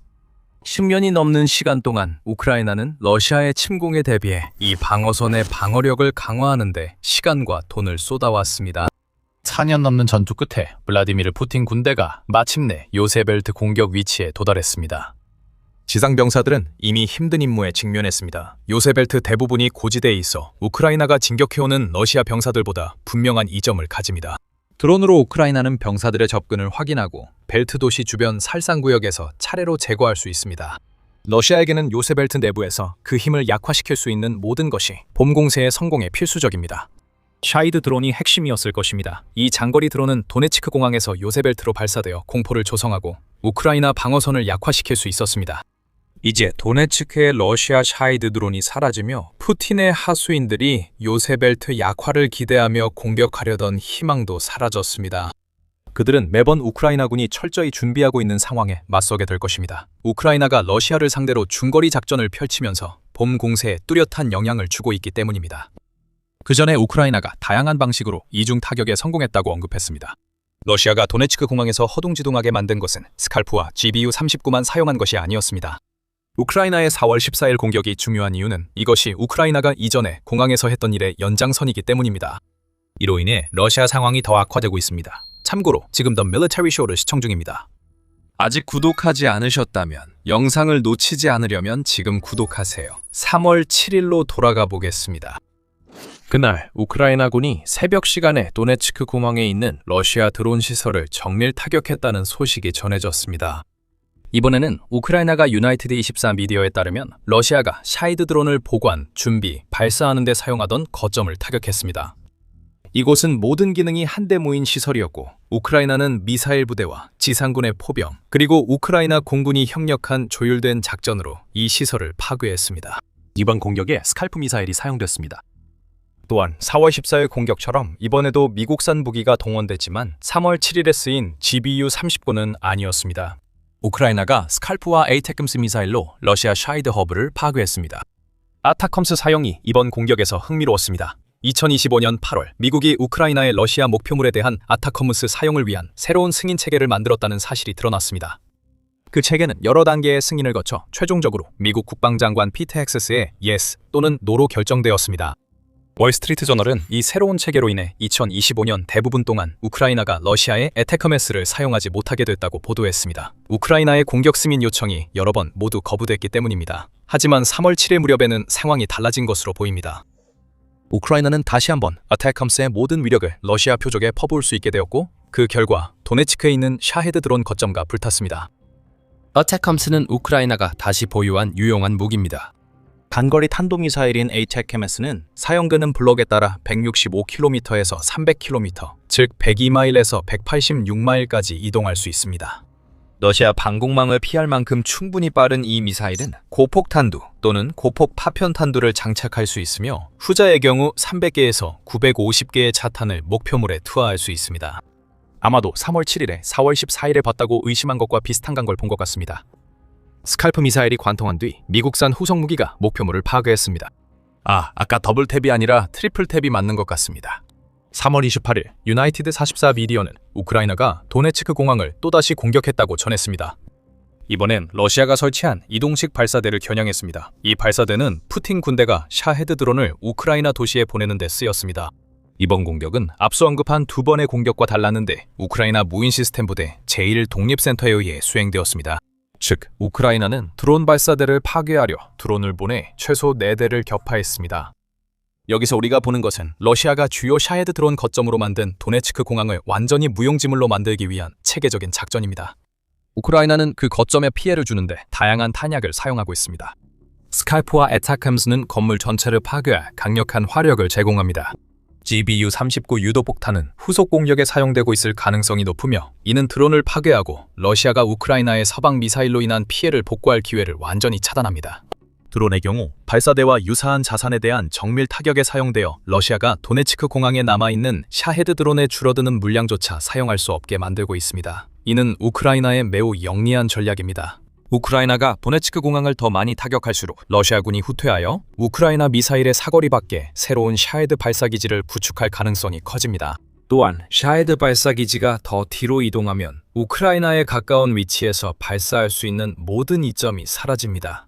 4월 14일로 돌아가서 우크라이나가 러시아를 상대로 한 중장거리 타격을 꾸준히 지켜본 사람이라면 우크라이나가 그날 도네츠크의 드론 저장 시설만을 타격했을 리 없다는 의심을 이미 하고 있을 것입니다. 그런 사람들의 생각이 맞았습니다.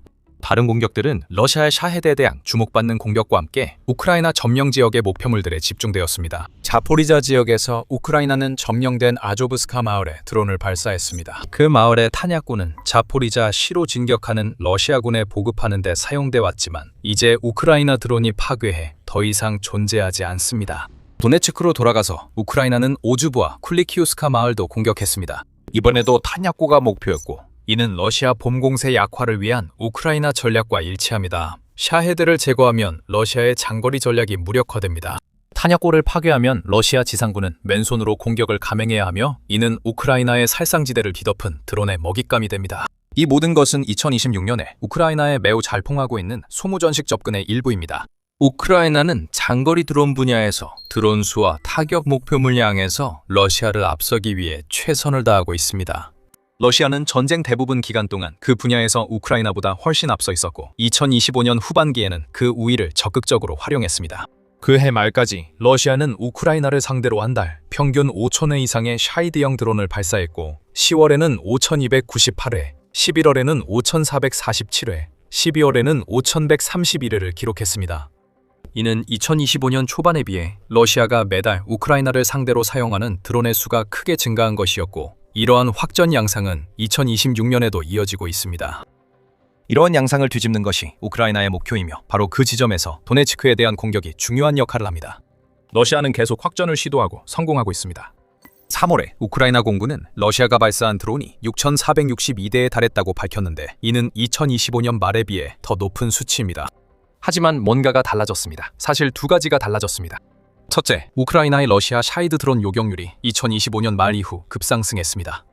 러시아가 3월에 발사한 6,462대의 드론 중 5,833대가 목표물에 도달하기 전에 격추되어 우크라이나는 90%의 요격률을 기록했습니다. 이제 도네츠크 공항 부지와 우크라이나 미 점령지와의 근접성을 언급했던 것을 기억하세요. 우크라이나가 도네츠크에 있는 샤이드 저장 시설을 파격함으로써 러시아는 샤이드 드론을 더 먼 거리에서 발사할 수밖에 없게 되고 이는 그 드론들을 격추할 수 있는 기회가 더 많아진다는 것을 의미합니다. 4월에는 우크라이나의 드론 요격률이 90%를 넘어설지 주목해보세요. 만약 그렇게 된다면 우크라이나의 전략이 효과를 내고 있다는 것을 알 수 있을 것입니다. 둘째, 그 소식은 푸틴이 가장 원치 않을 것입니다. 러시아 지도자 푸틴은 자신의 지상군이 해내지 못하는 일을 대신하게 하려고 장거리 드론에 크게 의존해왔습니다. 러시아가 발사할 수 있었던 더 많은 수의 드론은 푸틴이 수년 동안 우크라이나를 압박할 수 있는 수단이었습니다. 하지만 이제는 그렇지 않습니다. 우크라이나가 90% 요격률을 달성한 3월은 또한 우크라이나가 처음으로 장거리 드론 경쟁에서 러시아를 앞선 달이기도 했습니다. 러시아 국방부는 한 달 동안 7,347대 우크라이나 드론을 격추했다고 발표하면서 자신들의 상황을 본의 아니게 드러냈습니다. 이 수치는 우크라이나가 보고한 러시아 드론 발사 수보다 많아 우크라이나가 장거리 드론에서 러시아를 앞섰음을 보여줍니다. 우크라이나는 러시아보다 더 많은 장거리 드론을 보유해 적극 활용 중입니다. 도네츠크 공격은 전장에서 우크라이나의 새 우위를 보여줬습니다. 러시아가 2025년 말 장거리 작전을 강화하고 있을 때 우크라이나는 드론 전쟁의 모든 측면을 아우를 수 있는 새로운 세대의 중거리 드론 개발에 박차를 가하고 있었습니다. 단거리 FPV 드론이 전선에서 러시아 병사들을 공격 중입니다. 장거리 드론과 미사일, 드론, 하이브리드는 러시아 깊숙한 곳까지 타격해 전쟁 기계를 내부에서 파괴하고 있습니다. 그리고 이제 중거리 드론 덕분에 우크라이나는 더 비싼 장거리 드론을 소모하지 않고도 점령지에 있는 러시아 진지에 타격을 가할 수 있게 되었습니다. 이 중거리 드론들은 사거리가 비슷한 서방의 미사일과 유도폭탄에 더해 러시아군 근후방을 크게 휘젓고 있습니다. 우크라이나의 중거리 타격은 러시아 접경 지역의 점령지들을 그 어느 때보다 더 자주, 더 강력하게 공격할 수 있게 해줍니다. 수치가 우크라이나에 유리하게 변하고 있습니다. 우크라이나가 도네츠크의 러시아 드론 저장 시설에 미사일을 더 발사하며 지금까지 러시아가 쥐고 있던 드론 우위를 이제는 우크라이나가 더 적극적으로 활용하는 쪽이 됐습니다. 4월 14일, 우크라이나가 해낸 또 하나 언급할 만한 일이 있습니다. 우크라이나의 공격은 뛰어난 협조와 다양한 종류의 탄약을 사용해 러시아에 최대한의 피해를 입힐 수 있는 능력이 점점 커지고 있음을 보여줍니다. 우크라이나가 도네츠크에서 미사일과 유도폭탄으로 드론 저장 시설을 타격하고 드론으로는 탄약고를 파괴한 것을 볼 수 있습니다. 이것은 하나의 작전에서 여러 가지 공격 방법이 사용된 것으로 우크라이나 군대의 다양한 부서 간에 높은 수준의 협조가 이루어지고 있음을 시사합니다. 이것은 우크라이나가 공격 범위를 넓힐 수 있음을 의미하며 러시아 방공망에 큰 압박을 줍니다. 방어망을 어디에 두고 목표는 무엇으로 해야 할까요? 이것이 바로 우크라이나의 공격이 벌어지는 실시간 상황에서 러시아가 답해야 하도록 강요받는 질문들입니다. 러시아는 종종 방공망을 너무 넓게 분산시키는 답을 내놓는데 이로 인해 우크라이나가 여러 목표를 타격할 수 있게 됩니다. 하지만 러시아가 방공망을 한 곳에 집중하더라도 다른 곳이 노출된 채로 남게 됩니다. 푸틴의 군대는 진퇴양난의 상황에 처하게 됩니다. 우크라이나는 중거리 드론 역량을 발전시키면서 이런 상황을 만들어내는데 점점 더 능숙해질 것입니다. 결국 미사일과 유도폭탄과 함께 더 많은 타격을 가할 수 있을 정도가 될 것입니다.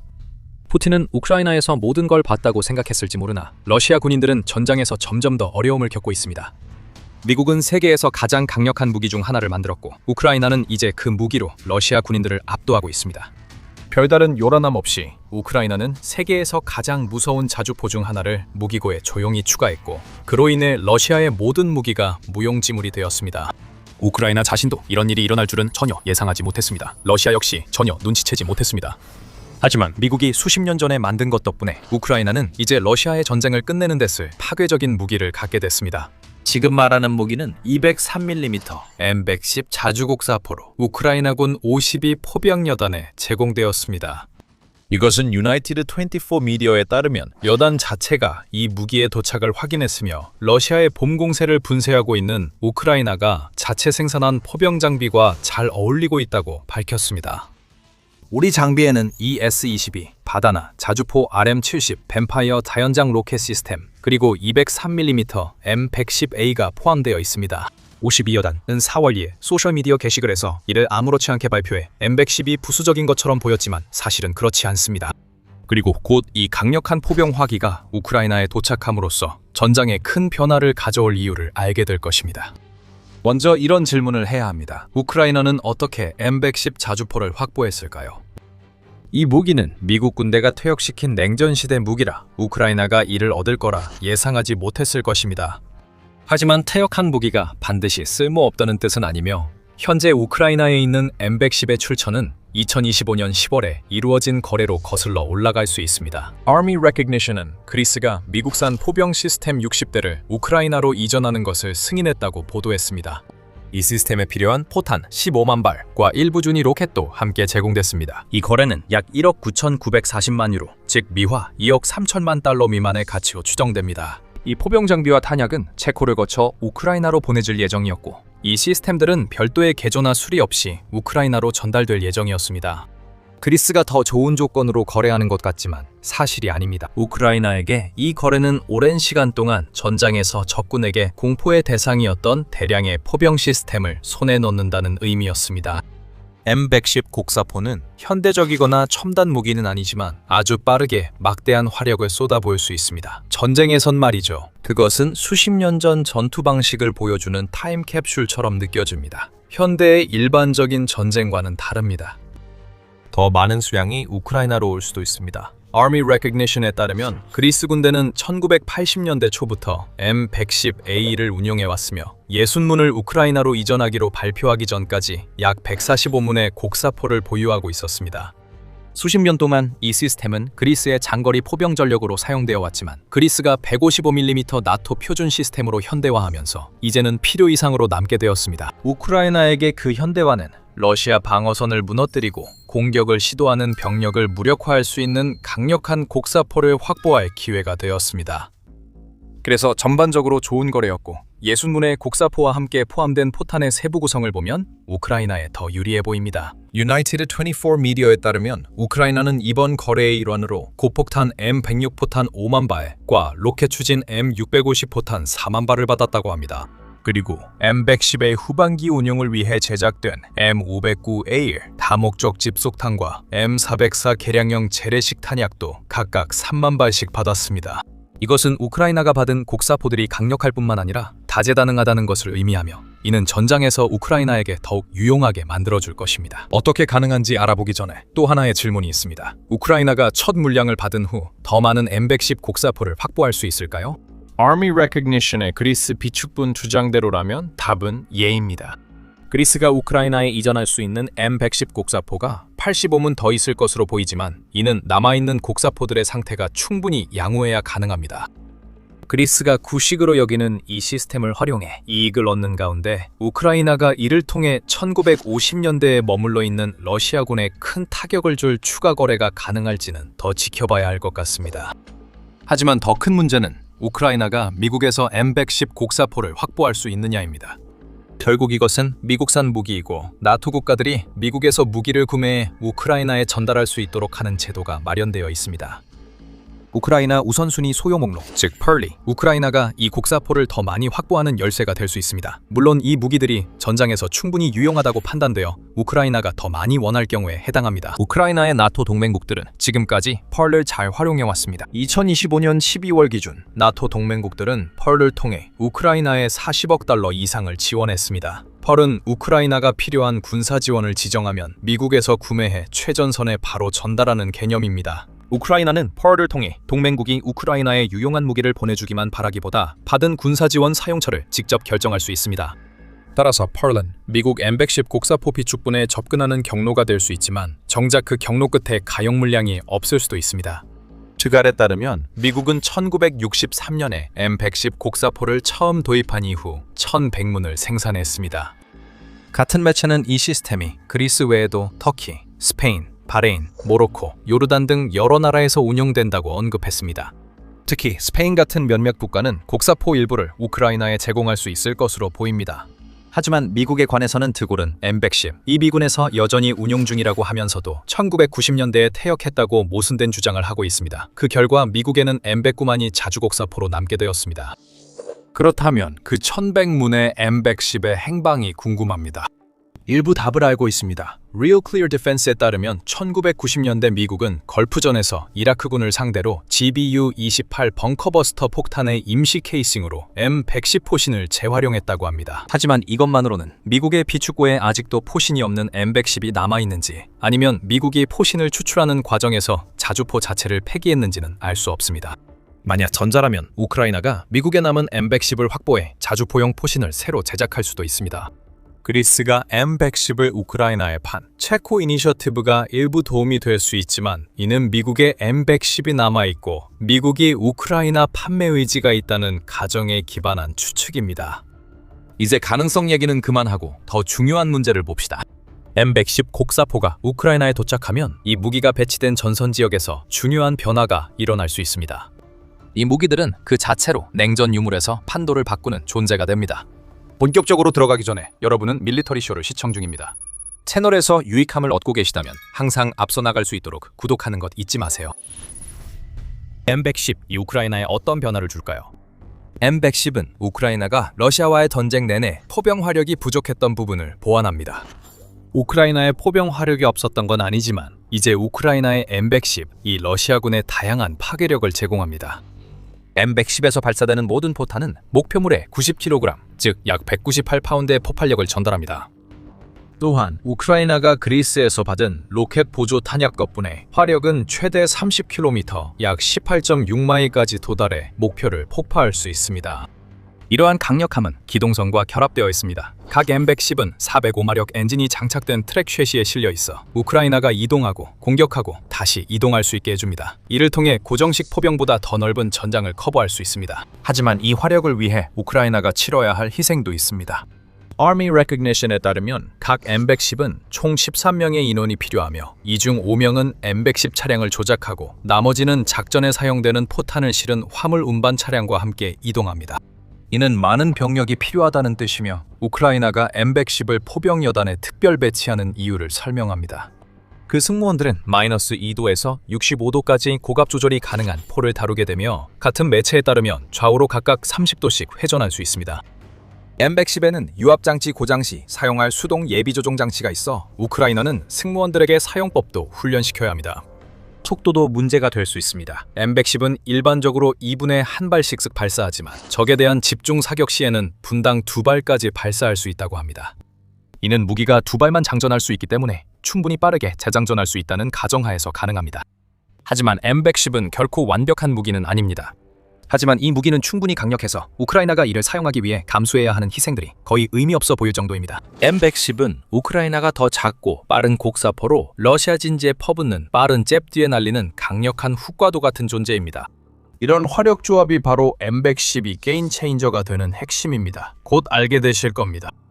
그것에 대해 말하기 전에 가격도 중요합니다. 맞아요. M110은 우크라이나가 서방 동맹국들로부터 받는 장비 중 오래된 편입니다. 하지만 우크라이나가 그리스에게 오래된 포병 장비를 기부해달라고 요구하는 대신 60대를 돈을 주고 구입한 데에는 그만한 이유가 있습니다. 포탄만 계산해도 우크라이나가 쓴 2억 3천만 달러는 강력한 포탄 한 발당 1,500달러가 조금 넘는 금액입니다. 이는 우크라이나가 M110 60문을 무료로 받았다고 가정한 경우입니다. 그렇지 않습니다. 대포도 가격에 포함되므로 2억 3천만 달러는 우크라이나에 매우 저렴하게 큰 화력을 제공한 것입니다. 디펜스 익스프레스에 따르면 그리스는 우크라이나에 판매한 각 M110을 52만 유로, 즉 약 59만 9천 달러로 책정했습니다.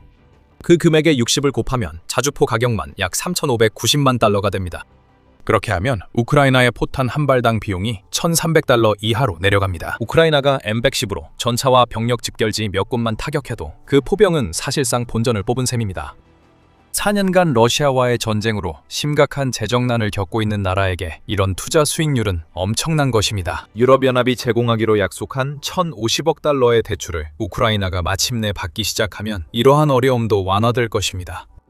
BBC에 따르면 이 대출의 첫 번째 분할금이 이르면 4월에 우크라이나에 도착할 수 있지만 정부가 2026년에 1,120억 달러를 지출할 계획이어서 여전히 약 450억 달러가 부족합니다. 우크라이나가 적은 비용으로 러시아에 큰 재정 피해를 주는 모든 행동은 긍정적이며 최근 받은 저렴한 M110이 그 전략에 적합합니다. 그리고 M110이 제공하는 다재다능함도 있습니다. 그리고 바로 그 지점에서 우크라이나와 러시아 모두에게 상황이 본격적으로 심각해지기 시작합니다. M110 첫 물량을 받은 52 포병여단은 러시아군에 대한 포격에 투입하는 다른 무기들과 완벽하게 보완되는 무기를 얻게 된 것입니다. 여단은 이미 국내에서 생산된 보다나를 보유하고 있어 이를 이용해 러시아 진지에 장거리 정밀 타격을 가할 수 있습니다. 그래서 이런 종류의 포병은 러시아가 우크라이나 방어선을 공격할 때 의존하는 지휘 통제소, 탄약고, 그리고 기타 후방의 고정 표적을 타격하는 데 이산적입니다. 여단의 장비에는 RM-70 뱀파이어도 포함되어 있는데 이 무기는 장비와 병력이 집중된 곳에 대규모 화력 임무를 수행하는 데 사용되어 러시아의 기계화 공격에 대응하는 데 이상적인 선택입니다. M110은 앞서 언급한 우크라이나 포병 여단에 막대한 화력을 더해 이를 한층 강화합니다. 이 미국산 곡사포로 52 포병 여단은 RM-70 뱀파이어로는 파괴 못하는 견고하고 고가치 표적도 타격할 수 있게 됐습니다. 이로 인해 보다나는 M110이 도달할 수 있는 범위보다 더 깊은 거리의 표적을 타격할 수 있게 되어 본질적으로 우크라이나가 이전에 가졌던 것보다 더 계층적인 포병 운용 방식을 만들게 됩니다. 뱀파이어는 볼격 부대와 장비를 제거하고 M110은 그 후방의 견고한 표적을 파괴합니다. 보다나는 러시아 후방을 타격해 돌격을 약화시키고 쉽게 분쇄할 수 있게 합니다. 현재 우크라이나 제52 포병여단은 동부 우크라이나에서 임무를 수행하고 있으며 화력 지원과 대포병 작전을 진행하고 있다고 밀리타니가 보도했습니다. 그 여단은 러시아 군수 지원망을 공격하며 M110도 이에 도움이 될 것입니다. 디펜스 익스프레스는 이 여단이 현재 하르키우와 크라마토르스크 지역에서 작전을 펼치고 있으며 M110이 이미 전투에 투입된 것으로 보인다고 추가로 전했습니다. 그 두 지역 중 후자인 크라마토르스크는 매우 중요합니다. 크라마토르스크는 도네츠크 요새 벨트를 구성하는 네 대도시 중 하나로 이 벨트는 H20 콘스탄티니우카 슬로벤스크 고속도로를 따라 약 50km, 즉 31마일에 걸쳐 있습니다. 그 벨트의 북쪽에 위치한 크라마토르스크는 가능한 한 오래 버텨야 합니다. 그래야 우크라이나가 이 도시를 이용해 푸틴의 목표인 도네츠크, 나아가 돈바스를 우크라이나로부터 빼앗으려는 러시아군을 경멸할 수 있습니다. 크라마토르스크는 이미 2014년 러시아의 첫 번째 침공 이후 우크라이나가 10년 넘게 방어를 강화한 덕분에 침공한 러시아군에게는 지옥과도 같은 곳이었습니다. 이제 M110이 전장에 배치되면서 러시아가 도시를 점령하기 위해 집결한 병력이나 요새화된 목표물들은 자신들이 감당할 수 없는 엄청난 화력을 맞닥뜨리게 될 것입니다. 이것이 우크라이나가 현재 M110을 어떻게 사용하고 있는지에 대한 설명입니다.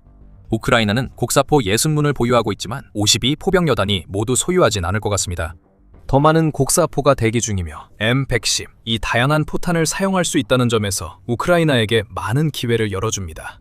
우크라이나의 킬존을 예로 들어보겠습니다. 수마일에 걸쳐 펼쳐진 이 킬존들은 드론과 다른 방어 체계로 가득 차 있으며 이미 푸틴의 군대를 무너뜨리고 있습니다. 유나이티드 24 미디어는 왜 그런지 잘 설명해주고 있습니다. 이 매체는 시각적으로 설명하는 자료를 통해 일반적인 킬존에 무엇이 포함되어 있는지 공개했는데, 만약 당신이 러시아 군인이라면 읽기만 해도 소름이 돋을 내용입니다. 각 킬존마다 통과하려는 모든 것을 파괴하기 위해 설계된 대전차 및 대인 방어 장치가 모두 설치되어 있습니다. 상공을 순찰하는 드론 외에도 지뢰, 대전차 참호, 러시아 장갑차를 막기 위한 용치형 장애물 등이 설치되어 있습니다. 도보로 침투하려는 병사들은 수마일에 걸친 철조망, 드론, 그리고 우크라이나가 침투하는 러시아 병사들을 매복 공격하기 위해 구축한 터널망까지 상대해야 합니다. 이게 M110과 어떤 관련이 있나요? 우크라이나의 살상구역은 그 이름 그대로입니다. 전선 곳곳에서 러시아의 공격으로 인해 시신과 금속 파편으로 가득 차 있습니다. 하지만 이 살상구역의 또 다른 목적은 러시아 지상군의 접근을 막는 것입니다. 러시아군은 해당 구역을 피해서 우회해야 하며 그 순간 포병이 등장합니다. 우크라이나는 살상구역을 영리하게 배치함으로써 러시아군을 러시아 진지와 우크라이나군이 방어하고자 하는 방어선 사이 수마일에 걸친 탁 트인 공간으로 유인할 수 있습니다. 그렇게 유인된 러시아군은 매복 공격을 당하게 됩니다. 포병은 포탄을 쏟아붓고 FPV 드론은 이곳저곳을 날아다니며 장갑차와 병사들을 가차없이 파괴합니다. 이제 M110, 이 200파운드에 가까운 포탄을 이런 매복 지점에 쏘는 모습을 상상해보세요. 러시아가 지상에 투입하는 것은 모두 무력할 것입니다. 그것이 러시아가 우크라이나를 상대로 한 봄 공세를 시작할 때 맞이할 미래입니다. 이미 치명적인 살상지대는 우크라이나가 노후 장비를 손에 넣어 다시 새 것처럼 만들 수 있게 되면서 더욱 위험해졌습니다. 이는 러시아의 주요 전술이 단지 총알바지 병력과 때때로 장갑차를 보내 우크라이나의 방어선을 두드리는 것이기 때문입니다. 이런 구식 전술은 M110과 같은 오래된 무기를 단순히 쓸만하게 만드는 것이 아니라 느릿느릿 움직이는 러시아의 공세에 대해 완전히 파괴적인 무기로 만듭니다. 러시아군은 이렇게 강력한 포식자에게 완벽한 먹잇감이 되어버렸습니다. 냉전 시대의 거인이 우크라이나에서 부활했습니다. 러시아가 옛 전략을 쓰려 해도 우크라이나는 이제 푸틴 전술에 맞설 무기를 갖췄습니다. 이제 우크라이나가 M110을 보유해 이를 현대화할 새로운 방법을 찾을 가능성이 높습니다. 우크라이나는 서방 장비 업그레이드에 특화되어 있으며 특히 에밀 에이브람스 전차 사례가 대표적입니다. 더 알고 싶으신가요? 미국도 원할 기발한 업그레이드, 저희 영상은 시청해보세요. 이 영상을 재미있게 보셨다면 The Military Show를 구독하셔서 우크라이나가 러시아에 맞서 사용하는 최신 무기에 대한 저희의 더 많은 보도를 확인해 보시기 바랍니다. 항상 시청해 주셔서 감사합니다.